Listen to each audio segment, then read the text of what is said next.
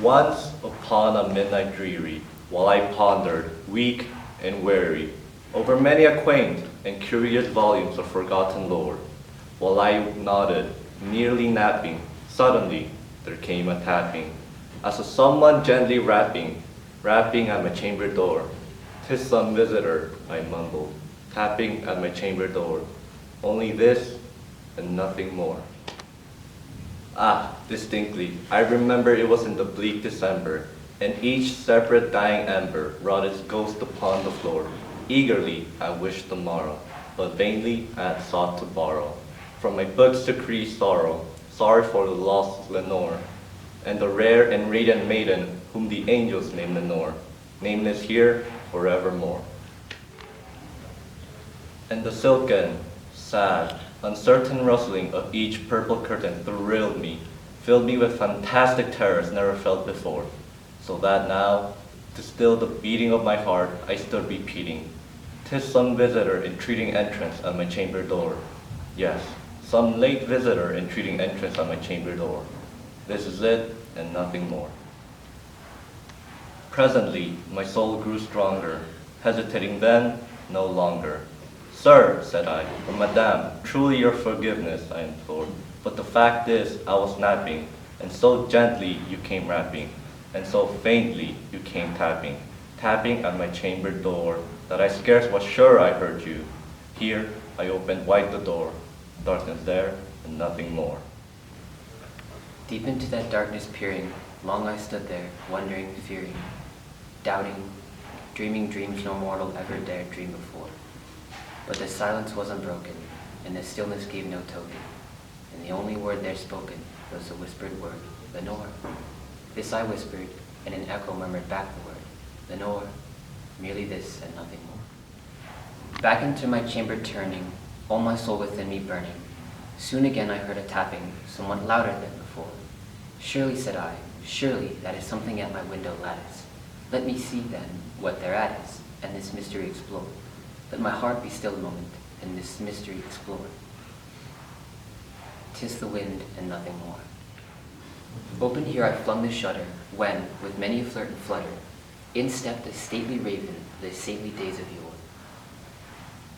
Not a least obeisance made he, not a minute stopped or stayed he, but, with mind of lord or lady, perched above my chamber door, perched upon a bust of Pallas, just above my chamber door, perched and sat, and nothing more. Then this ebony bird, beguiling my sad fancy into smiling, by the grave and stern decorum of the countenance it wore. "Though thy crest be shorn and shaven, thou," I said, "art sure no craven, ghastly, grim, and ancient raven, wandering from the nightly shore. Tell me what thy lordly name is on the night's Plutonian shore." Quoth the raven, "Nevermore." Much I marveled this ungainly fowl to hear this curse so plainly, though its answer little meaning, little relevancy bore. For we cannot help agreeing that no living human being ever yet was blessed seen bird above his chamber door. Bird or beast, upon sculptured bust, above his chamber door, with such name as Nevermore. But the raven, sitting lonely in that placid bust, spoke only that one word, as if his soul in that one word he did outpour. Nothing farther than he uttered, not a feather than he fluttered, till I scarcely more than muttered, "Other friends have flown before. On the morrow they will leave me as my hopes have flown before." Then the raven said, "Nevermore." Startled at the stillness broken by reply so aptly spoken, "Doubtless," said I, "what it utters is it only store and stock cut from some unhappy master who by merciful disaster followed fast and followed faster till his burden bore, till one of his hopes a melancholy burden bore, of never, nevermore." But the raven still began in my sad fancy into smiling. Straight I wheel a cushioned seat in front of the bird, and bust and door. Then, upon the velvet sinking, I betook myself to licking. fancy, thinking what this ominous bird of yours, what this grim, ungainly, ghostly, gaunt, and ominous bird of yours, mending, croaking, nevermore.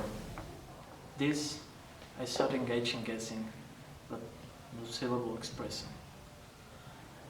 To the fool whose fiery eyes now burn into my bosom core, this and more I sought diving, with my head at easy reclining, on the cushioned velvet lining that the lamp light glowed o'er,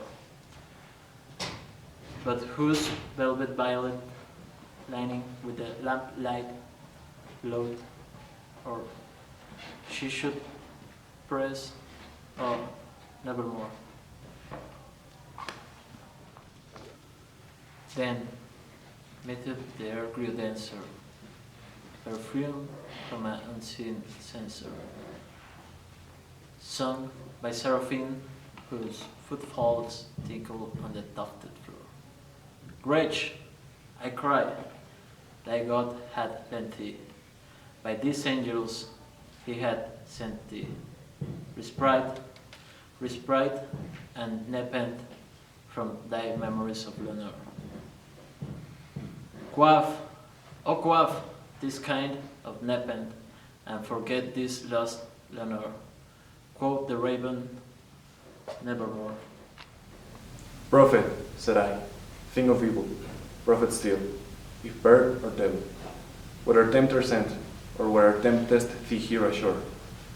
Desolate, yet undaunted, on this land enchanted, on this home by horror haunted, tell me truly, I implore, is there glam by Gilead? Tell me, I implore. Quoth the raven, nevermore. Prophet, said I, thing of evil, prophet still, if bird or devil, by that heaven that bends above us, by that God we both adore, tell this soul with sorrow laden if, within the distant Eden, it shall clasp a sainted maiden whom the angels name Lenore. It shall clasp a sainted maiden, a rare and radiant maiden whom the angels name Lenore. Quoth the raven, nevermore.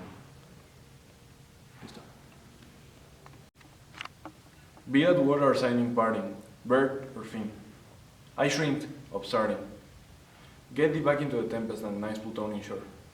Leave no black plume as token of the lies he has said. Leave my loneliness unbroken. Quit the bust above my door. Take thy grave from out my heart, and take thy form from out my door. Quoth the raven, nevermore. And the raven, never fleeting, still sitting, on the pallid bust of Pallas just above my chamber door. And his eyes have all the seeming of a demon that is dreaming, and the lamplight over him streaming throws his shadows on the floor, and my soul from out the shadow that lies floating on the floor shall be lifted, nevermore.